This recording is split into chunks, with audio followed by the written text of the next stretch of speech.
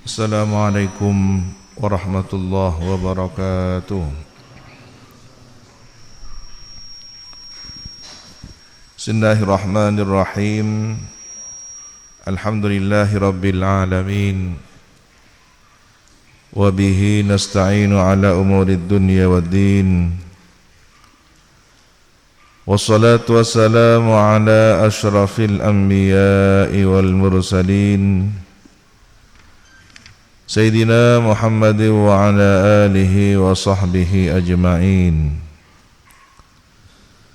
Qala rabbi shrah li sadri wa yassir li amri wa hlul 'uqdatam min lisani yafqahu qawli. Amma ba'du, inna asdaqal hadithi kitabullah wa khairal hadi hadi sayyidina Muhammadin sallallahu alaihi wasallam wa syarral umuri muhdatsatuha wa kullu bid'atin dhalalah wa kullu dhalalatin finnar. Allahumma inni a'udzu bika an adilla aw udalla aw azilla aw uzalla أو أظلم أو أظلم أو أجهل أو يجهل علي. وصلى الله على سيدنا محمد وعلى آله وصحبه وسلم. وبسند المتصل إلى الإمام الفقيه الأصولي النحوي المفسر جلال الدين محمد بن أحمد بن محمد بن إبراهيم المحلي، وإلى الإمام الحافظ المؤرخ الأديب المحقق المدقق جلال الدين عبد الرحمن ابن أبي بكر ابن محمد ابن سابق الدين الخضيري السيوطي rahimahumullahu ta'ala wa nafa'ana bihima wa bi'ulumihima wa bi asrarihima wa bi asrari sairis salihin. Allahumma aftah lana futuhal arifin. Allahumma anfa'na bima 'allamtana wa 'allimna alladhi yanfa'una wa zidna ilma walhamdulillahi ala kulli hal. Ila tafsiri qawlihi ta'ala, a'udzu billahi minasy syaithanir rajim. Innal ladzina ya'kuluna amwalal yatama dzulman innama ya'kuluna fi butunihim nara wa sayaslawna sa'ira.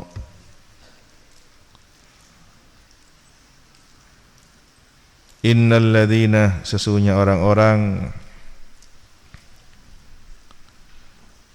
ya'kuluna yang memakan, siapa alladzina?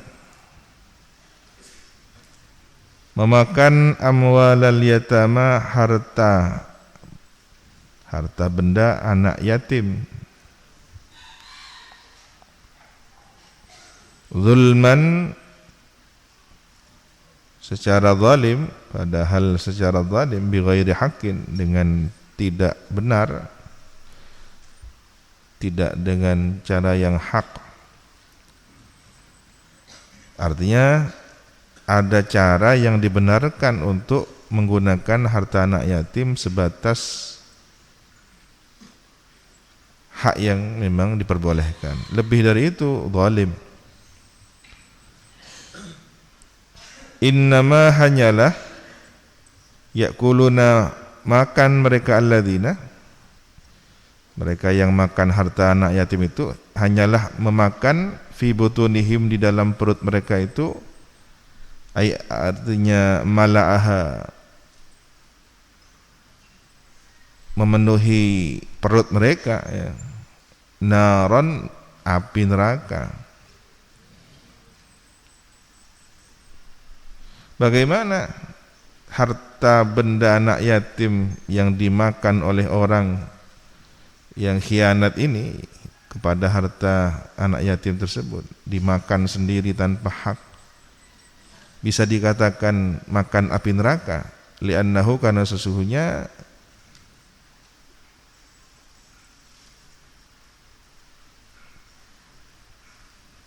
apa yang mereka makan itu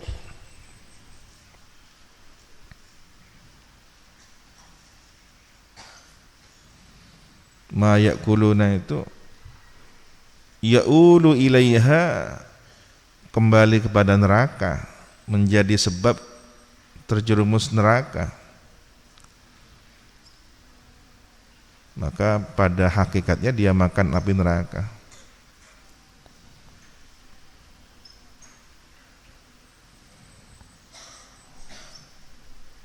Ya'ulu ila, ini ala ya'ulu bimakna sara wa raja'ah, menjadi dan kembali, menjadi api neraka, ya, kembali ke dalam neraka siksaannya.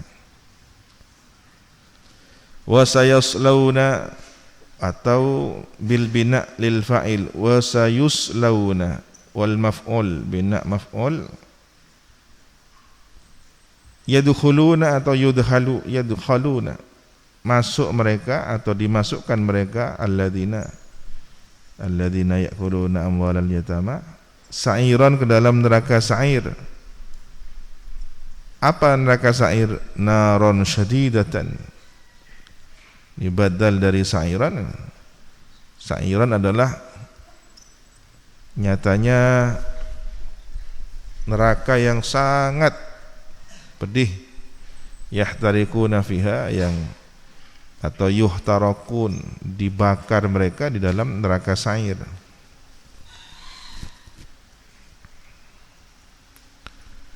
Yahtarikun terbakar, ya, menjadi terbakar. Kalau yuhtarakun dibakar.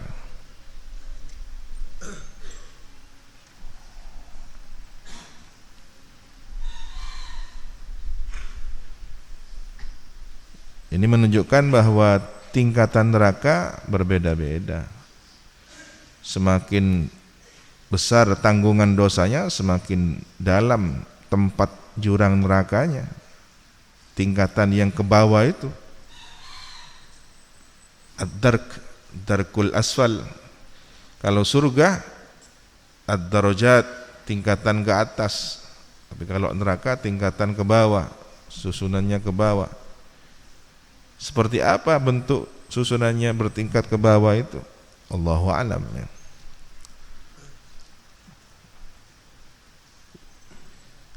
Yang kita dapatkan informasinya bahwa tempat yang paling rendah terbawah jahim, jahannam, ya.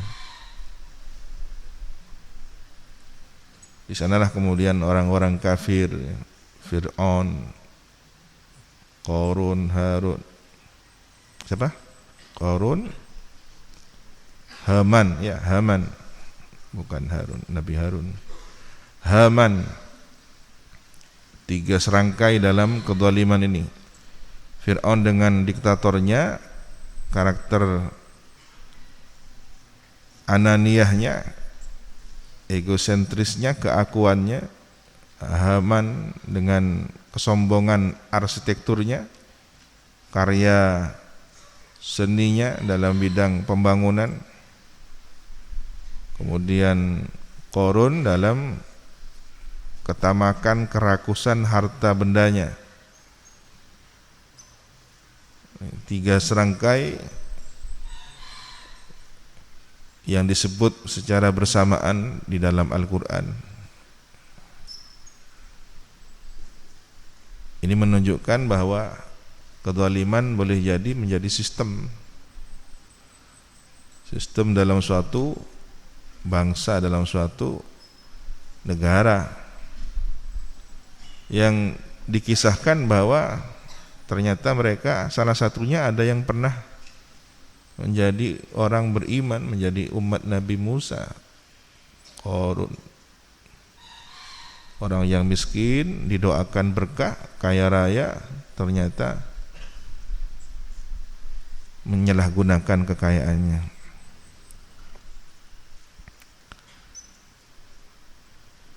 Maka hati-hatilah wahai pengasuh, perawat anak yatim, jangan sampai memakan secara zalim, apalagi menjual nama baik anak yatim.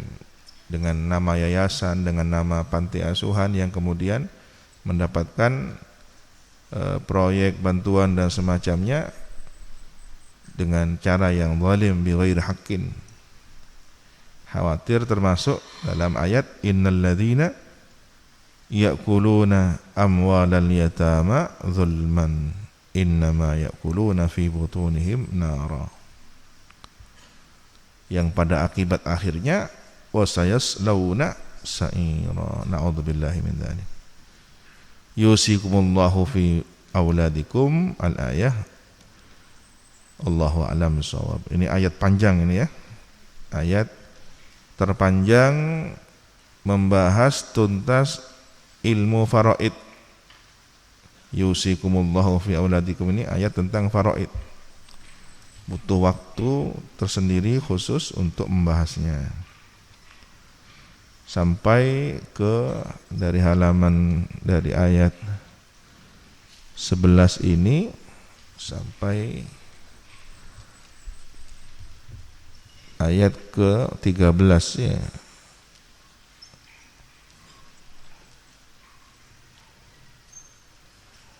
Bahkan 14. Ini masih satu rangkaian bab faraid.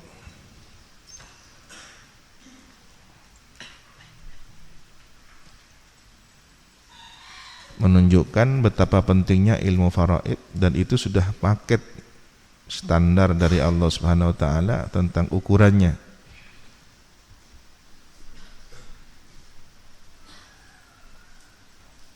Banyak di antara pakar yang katanya sudah orang cendekia merasa tidak menerima dengan ketentuan seperti ini, masih mencari celah, ada upaya untuk menyamakan hak antara anak laki-laki dengan anak perempuan ya, atas nama gender, atas nama kesamarataan. Mereka beranggapan bahwa adil itu harus sama rata, padahal adil tidak harus sama rata. Ketika seorang punya anak usia pendidikan kuliah dengan anak yang kedua usia SLTA, anak yang ketiga SLTP, apakah harus sama membiayainya? Apakah harus sama SPP-nya? Apakah harus sama ukuran bajunya? Saya harus adil, maka saya akan membelikan ukuran S semua. Kasihan yang SMA, kasihan yang sudah kuliah ya. Atau diambil dari yang paling besar, ini adil, semuanya ukuran XL. Bagaimana dengan yang masih kecil ya?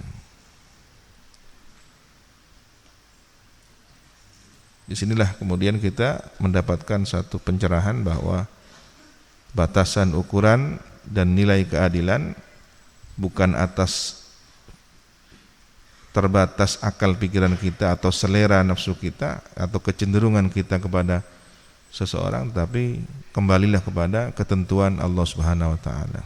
Wallahu a'lam bishawab. Bismillahirrahmanirrahim. Alhamdulillahi rabbil alamin. Wa bihi nasta'inu ala umuri dunya waddin. Wassalatu wassalamu ala ashrafil anbiya'i wal mursalin Sayyidina Muhammad wa ala alihi wa sahbihi ajma'in. Qala rabbi shrah li sadri wa yassir li amri wahlul 'uqdatam min lisani yafqahu qawli. Amma ba'du, qala al-syaikh al-'allamah Abdullah ibn al-Husain Ba'alawi wa qala al-syarih al-'alim al-fadil al-wari' al-kamil al-syaikh Muhammad Nawawi al-Jawi rahimahumullahu ta'ala wa nafa'ana bihima wa bi'ulumihima wa bi asrarihima fid dharain amin, ila an qala wat takdzibu bil qadari.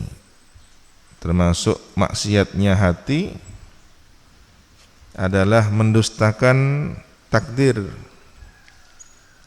ketentuan dari Allah Subhanahu wa taala. Ini maksiatul qalbi, min ma'asil qalbi.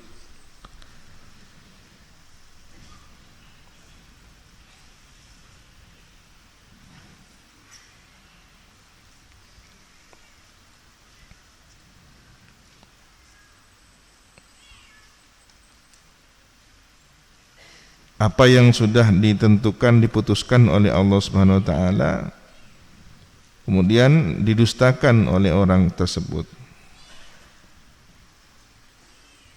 Misalkan orang mendapatkan kebaikan, prestasi, kemudian dia tidak menerima dengan takdir kebaikan yang Allah berikan pada orang tersebut.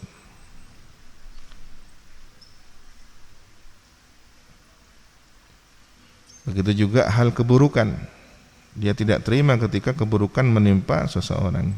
Kenapa orang ini harus mati, kenapa orang ini harus celaka, kenapa orang harus duka, kenapa orang ini harus rugi. Bahkan kepada dirinya sendiri, kenapa saya harus rugi dalam berdagang? Ini tidak adil, ini sesuatu yang tidak menunjukkan belas kasihan. Nah ini Mu'tazilah memiliki keyakinan sedemikian. Jadi Mu'tazilah berani mendiskusikan tentang keputusan Allah, ketentuan Allah.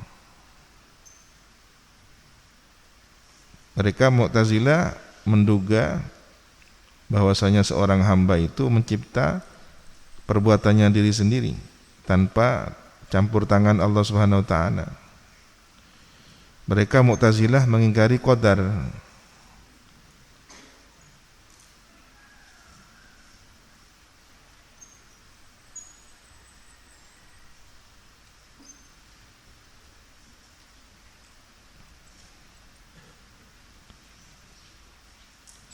Nah, Mu'tazilah yang kemudian seperti ini mengingkari adanya qadar disebut dengan qadariyah. Berbeda dengan Jabriyah yang memasrahkan segala sesuatu pada Allah. Manusia hanya seperti kapas yang dihembus angin, tidak berdaya, atau bagaikan wayang yang digerakkan oleh dalangnya. Padahal manusia diberi kekuatan, diberi pikiran, sehingga ketika dia diam saja, tidak beraktivitas, tidak menimbulkan efek. Tetapi ketika dia bergerak dengan keinginannya, barulah terjadi efektivitas di sekitarnya. Pisau hanyalah pisau, tetapi begitu diangkat dan digerakkan, maka akan memotong daging, akan mengupas kulit buah dan semacamnya. Tapi kalau hanya dibiarkan, ya dia tidak berdaya, tidak memiliki kemampuan untuk bergerak sendiri. Ini penyakit yang bisa menjerumuskan seseorang kepada murtad, keluar dari agama Islam kalau sudah tidak percaya kepada takdir Allah. Wal farah as-surur bil maksiyati, terhadap kemaksiatan, senang, ridha, merasa lezat hatinya dengan kemaksiatan. Hati-hati ya, seseorang yang melakukan maksiat jangan sampai pengaruhnya ke dalam hati merasa enak, merasa nyaman. Ini tanda-tanda bahwa dia sudah terjangkit durhaka hati kepada Allah Subhanahu wa taala. Berarti andaikan ada orang berbuat maksiat lalu dia menyesali kemaksiatannya, tidak merasa senang, itu ada tanda kebaikan, masih bisa diharap baiknya. Ada orang datang ke tempat maksiat, mendengarkan musik maksiat, minum minuman maksiat, mencicipi sesuatu maksiat, berhubungan badan, melakukan perzinahan maksiat. Tetapi kemudian apa yang dirasakan nikmat secara fisik dia sesali, dia tangisi, ya Allah, tidak senang, tidak bahagia, sedih ya. Ini ada harapan masih baik. Tapi kalau tadi malam ya asik, tadi malam nih. Suatu saat kalau ada kesempatan lagi kita coba lagi.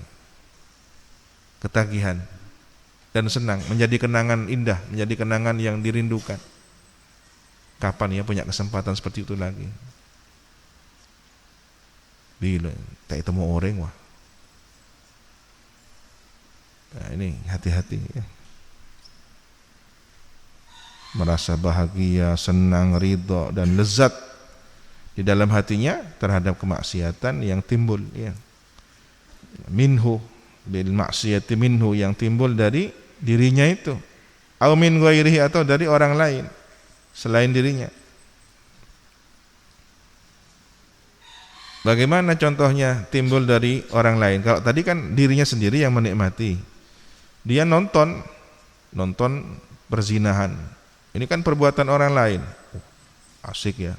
Kapan ada seri berikutnya? Kapan ada adegan berikutnya?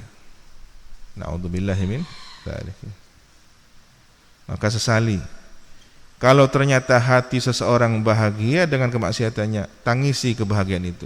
Susahkan dalam hati, kenapa saya kok senang? Kenapa kok saya bahagia dengan model kemaksiatan semacam ini? Ada apa dengan hati saya?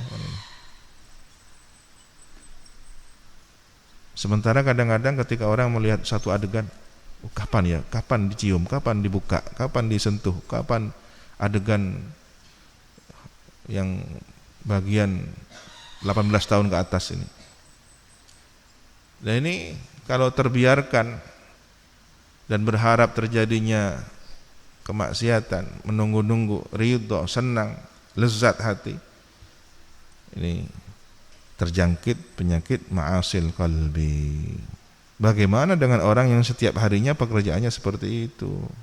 Na'udzubillahi min dzalik. Mudah-mudahan dicabut oleh Allah rasa lezat, rasa bahagia, rasa ridho terhadap kemaksiatan dalam diri kita, dalam diri keluarga kita, orang-orang yang kita cintai, semua orang-orang mukmin, sehingga mereka tidak merasa lezat dengan korupsi, mereka tidak merasa lezat dengan nepotisme, kolusi, tidak merasa lezat dengan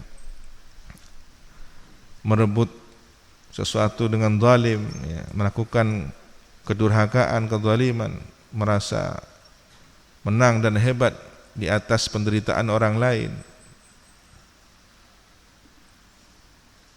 Bagaimana dengan seseorang yang ketagihan sinetron ya, film?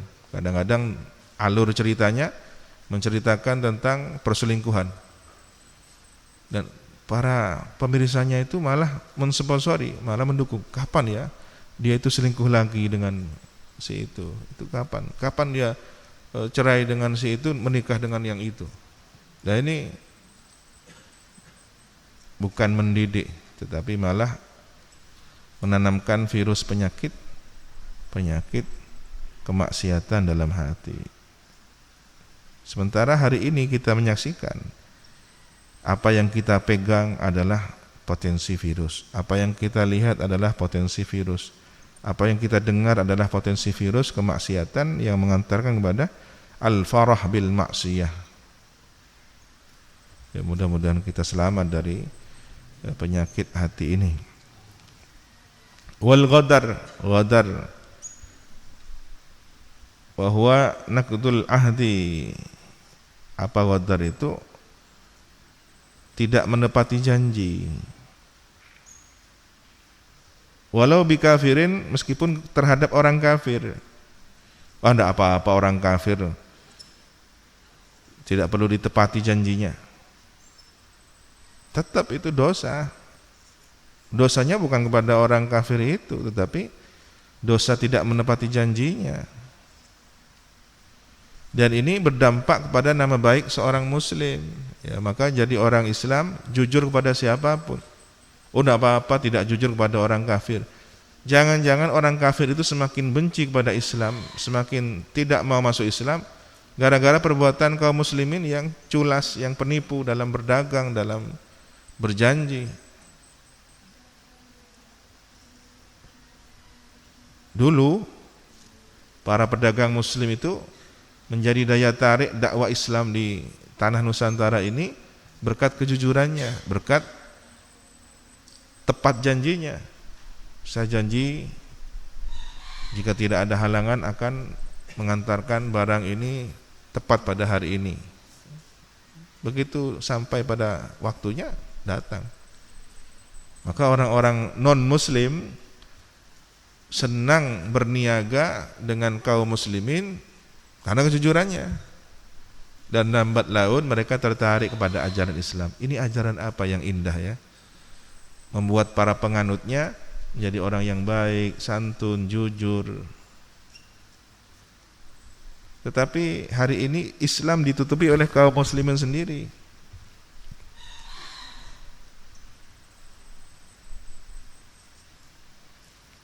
Berbicara tentang konsep Islam, teori-teori keislaman, tapi praktiknya 0%. Omong kosong. Meskipun selevel doktor, profesor berbicara tentang peradaban Islam, tapi dia bohong, suka berbohong. Ini bagaimana bisa dipercaya tentang konsep perjuangan keislamannya? Katanya orang yang berilmu, orang yang berkarisma, orang yang banyak dipercaya masyarakat, tetapi dia suka berbohong. Hati-hati, ini termasuk bagian dari maksiat qalbi. Berbohong dalam apa? Tidak tepat janji. Terus bagaimana dengan orang yang berjanji tapi ada udzur? Ini bukan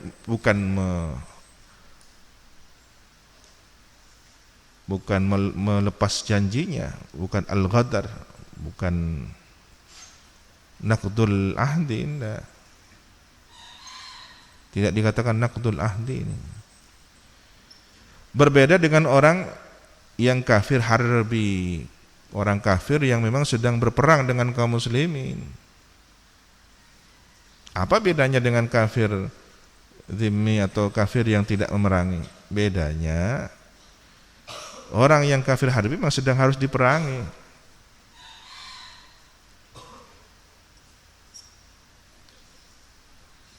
Dan tidak tepat janji itu boleh jadi bagian dari strategi memerangi mereka kan gitu. Kemudian wal makr, ayat khadi'ah, tipu daya, menipu daya. Yang naif sekali, yang ditipu daya itu temannya sendiri.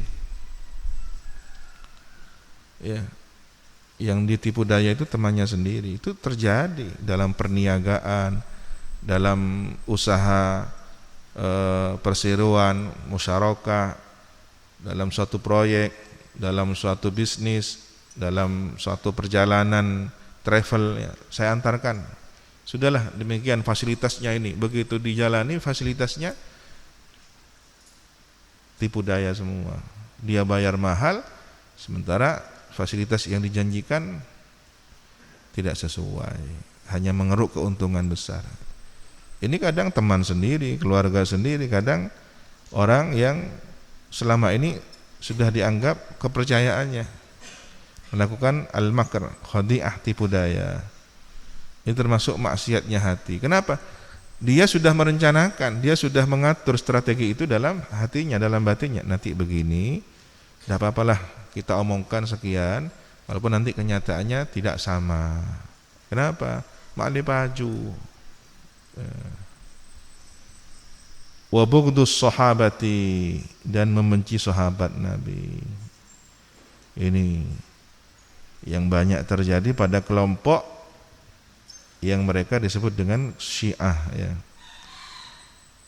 Padahal Nabi melarang la tasubbu ashabi falau anfaqa ahadukum mithla uhudin dhahaban ma balagha mudda ahadihim walau nasifahu.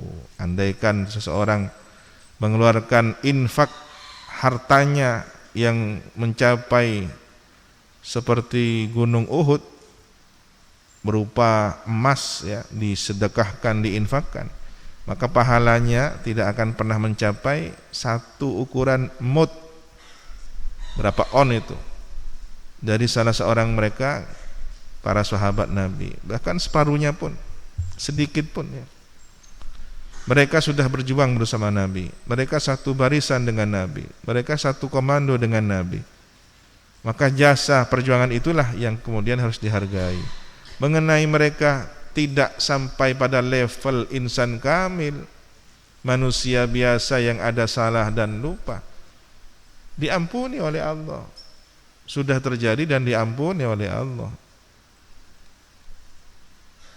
Nah, ini bagaimana kemudian ada generasi yang datang setelahnya tidak pernah ikut berjuang bersama Nabi, tidak punya jasa andil dalam menyebarkan Islam di masa-masa awal yang sangat sulit itu. Bahkan dia hidup dalam keadaan aman dan tentram itu berkah dari perjuangannya para sahabat Nabi juga. Tiba-tiba mencaci maki sahabat Nabi.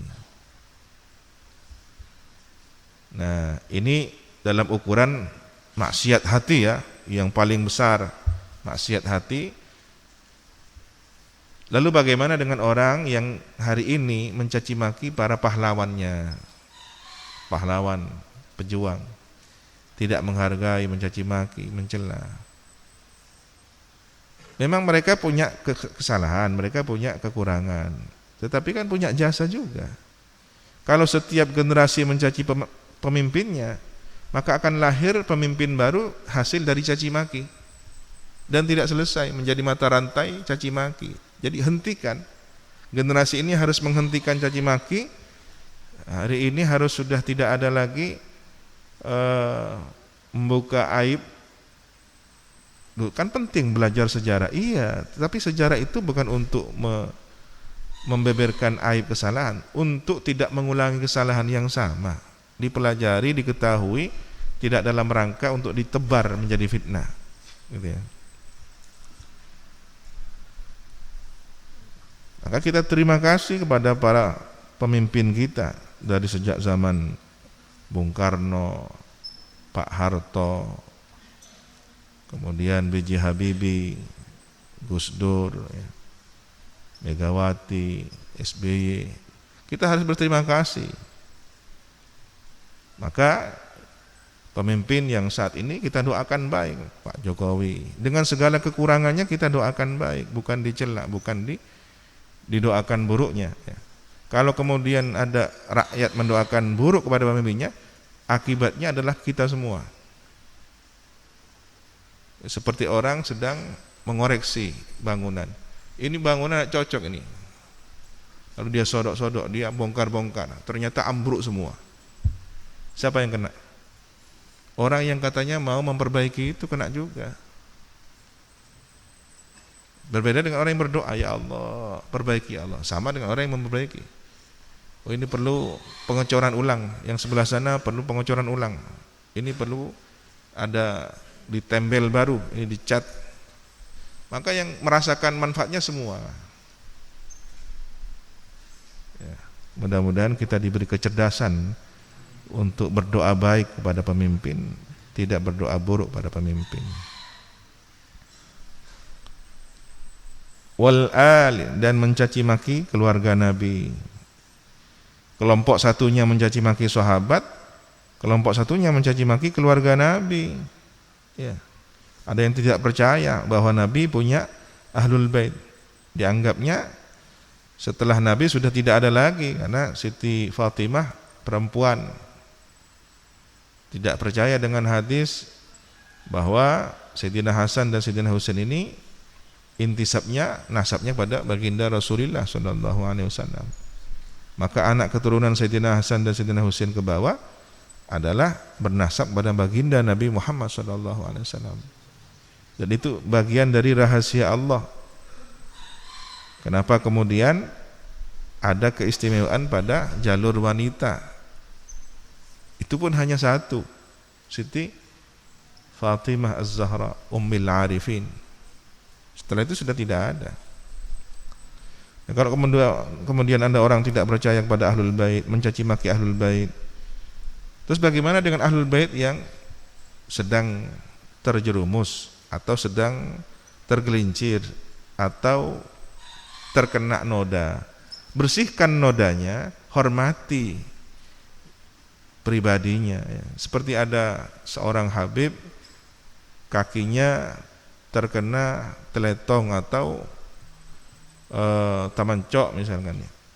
Lalu kita caci maki kakinya habib itu. Oh, kaki ini anu. Ya salah kita. Bersihkan kotorannya itu. Siram sampai suci. Hormati karena sudah selesai. Jangan gara-gara ketempelan sesuatu, fisiknya beliau juga dicaci. Kakinya habib ini. Jangan. Nah, habib ini kan secara fisik dzurriyyah Nabi, darahnya darah Nabi, dagingnya daging Nabi, darah daging Nabi. Tetapi kemudian satu dan lain hal, beliau punya karakter yang jadi ujian kepada umat, tidak sesuai dengan tuntunan Nabi. Misalkan, ini persoalan di luar yang ketempelan, arid baru datang, bukan dzati, bukan esensial.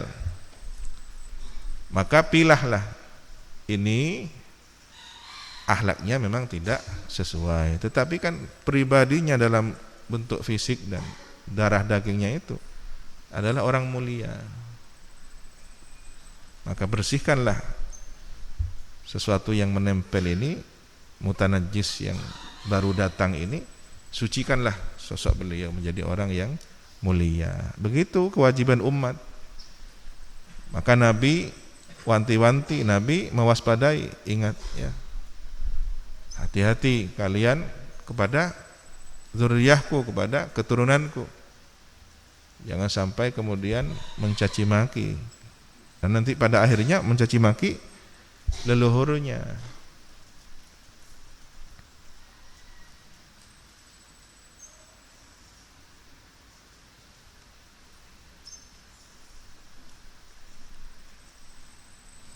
Ada satu hadis riwayat Imam At-Tabrani, Alu Muhammadin kullu taqiyyin, keluarga Nabi Muhammad adalah setiap orang yang bertakwa.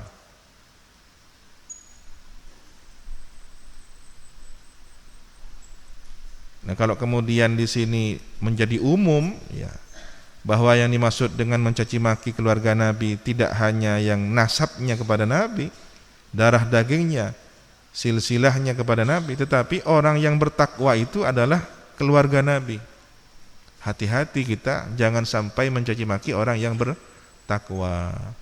Ada orang yang ahli ibadah lalu kita caci maki. Wassalihin, dan orang-orang yang saleh. Jangan mencaci maki orang yang saleh. Mereka adalah kekasih Allah. Gara-gara persoalan politik, gara-gara persoalan pilihan-pilihan itu, maka banyak orang-orang soleh yang dikatutkan, ipatanurok ya. Mereka tidak tahu, mereka dibawa-bawa. Nah, kemudian yang berseberangan punya pendukungnya juga dari kalangan orang soleh. Karena fanatisme yang berlebihan, saling mencaci maki orang soleh ini. Yang satunya mencaci maki orang soleh yang dianggap mendukung sebelah, yang satunya mencaci maki orang soleh yang dianggap mendukung sebelahnya lagi. Ini cara-cara setan, cara-cara iblis untuk menghancurkan umat. Kalau umat sudah mencaci maki orang solehnya gara-gara beda pilihan, yang bertepuk tangan setan. Begitu semua umat terjangkit penyakit hati, rusaklah peradaban, rusaklah generasi, sehingga tidak ada penghormatan kepada orang soleh sedikit pun. Ya, naudzubillahi min dzalik. Mudah-mudahan orang-orang soleh kita dijaga oleh Allah Subhanahu Wa Taala. Orang-orang soleh kita tidak mudah terseret pilihan-pilihan. Orang-orang soleh kita tetap pada tempatnya menjadi pilar-pilar agama yang menopang agama, yang menaungi umat ya. Ini bahaya ini kalau terus dibiarkan ya, tradisi kebiasaan mencaci maki, terus 7 turunan akan lahir generasi pencaci maki.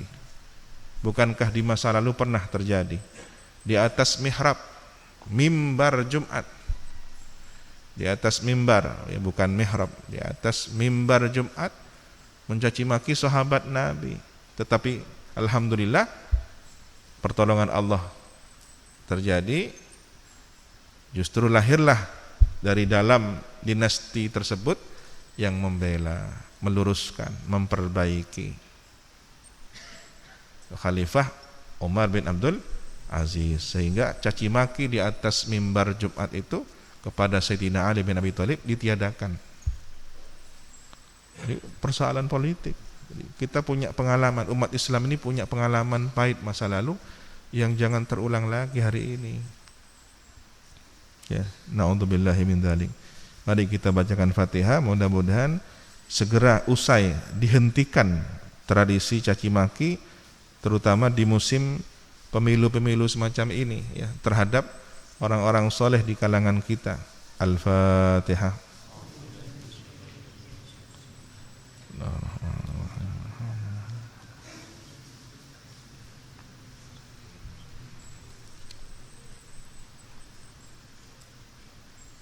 Wallahu subhanahu wa ta'ala a'lam bissawab. Rabbi zidni ilma, Rabbi zidni ilma.